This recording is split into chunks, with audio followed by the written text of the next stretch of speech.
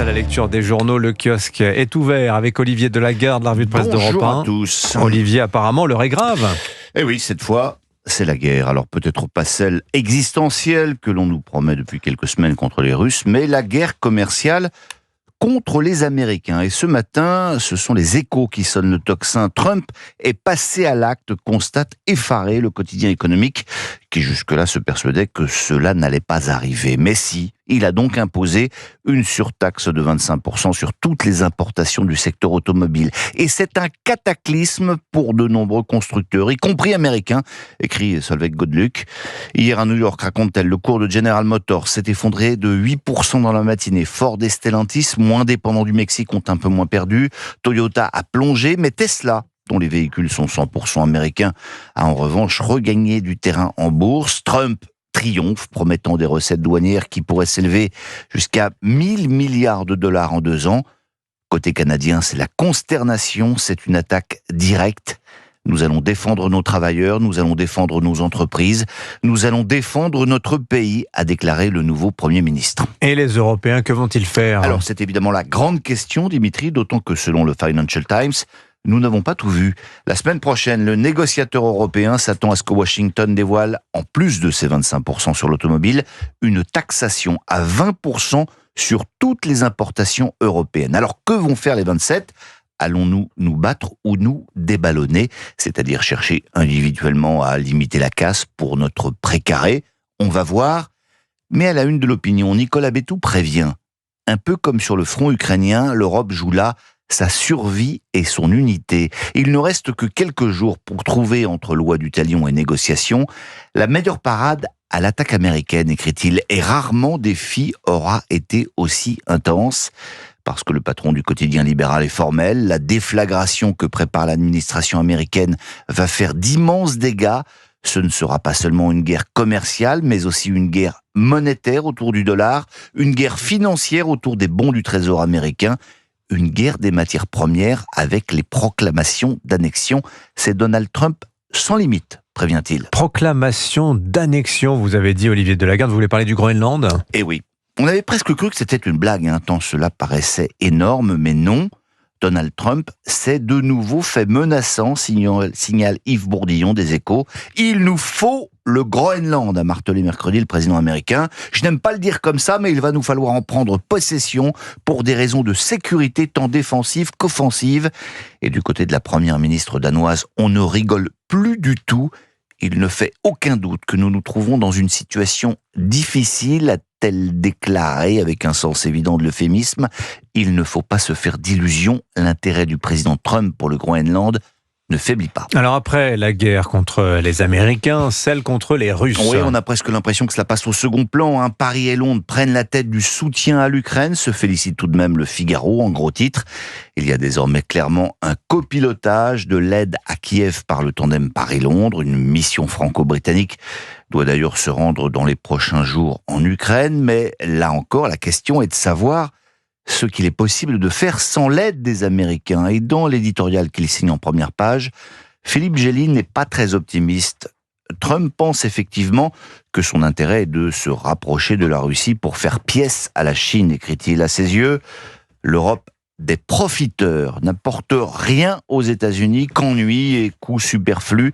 Nous sommes ainsi, conclut Gély, comme l'Ukraine sur une trajectoire de collision avec Washington.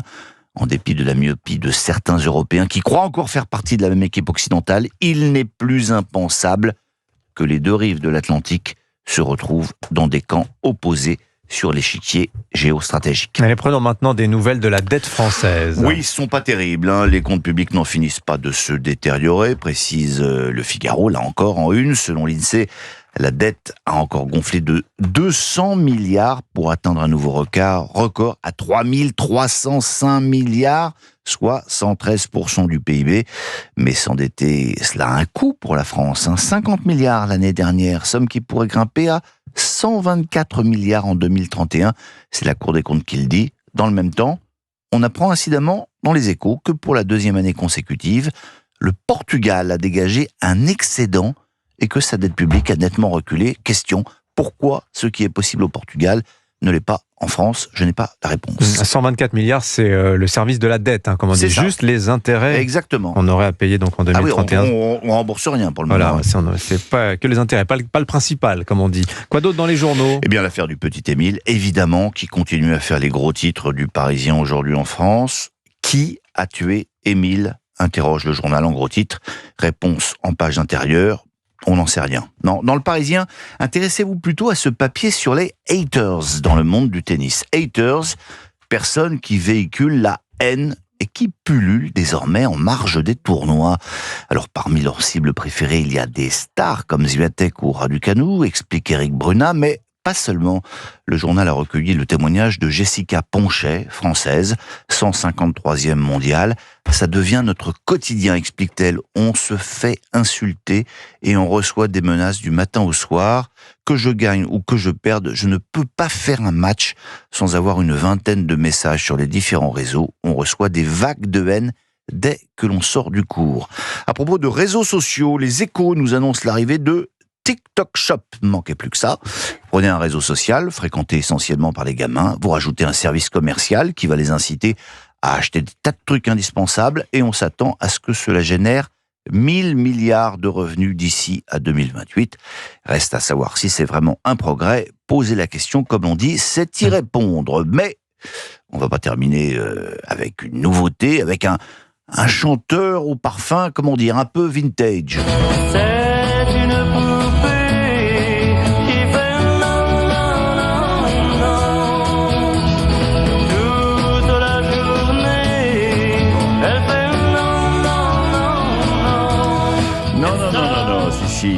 Michel Polnareff, vous l'avez évidemment reconnu. Il est de retour à 81 ans. Il a quitté sa Californie pour une tournée qui démarre la semaine prochaine à Londres. Et Léna Luto et Olivier Nuc du Figaro ont rencontré l'octogénaire à lunettes noires. Cela donne une double page quand même assez, baroque. Effectivement. La photo du bonhomme fatigué, assis dans un grand fauteuil, perdu dans un immense salon vide, chapeau de cow-boy bleu sur la tête, dit tout, ou en tout cas beaucoup de choses. Alors vous lirez quand même ses confidences sur la vie, sur sa carrière et même sur la politique internationale. Vous croyez qu'il y a une pénurie d'œufs aux États-Unis et qu'on demande à l'Europe de nous en livrer ? C'est n'importe quoi, dit Michel Polnareff. C'est insensé cette situation inventée en Europe sur l'Amérique de Trump. Trump, il me plaît. Voilà, c'est dit. Comme quoi le président américain ne pourra pas dire que de ce côté-ci de l'Atlantique, tout le monde est contre lui. Merci beaucoup Olivier Delagarde. Est-ce que j'ai encore 2 minutes pour vous parler? Non, 2 minutes, non, certainement pas. 2 minutes, 2 secondes, 30 secondes peut-être pour vous signaler ce hors-série de valeurs actuelles très bien foutu sur les secrets d'État. Alors de Boulin à l'affaire de Broglie, mais aussi pour découvrir l'assassinat du duc de Guise, ce qu'il y a en dessous, c'est pas mal. Et puis un petit anniversaire, les 50 ans de fluide glacial. Ça ne nous rajeunit pas. Oh, ça c'est clair. Pas. Le duc de Guise est mort? Mais oui, Pascal Praud bien sûr. Mais oui. Mais oui, l'assassinat du... Oui. La question c'est comment est-il mort? Et Henri IV aussi. Bon. Et les 50 ans de fluide glacial, écoutez. C'est assez dingue de se dire que ça fait un demi-siècle que Gottlieb et Diamant ont déposé les statuts de fluide glacial. Et donc vous lirez tout ça, un numéro spécial, pile 50 ans d'humour et de bande dessinée. Merci Olivier.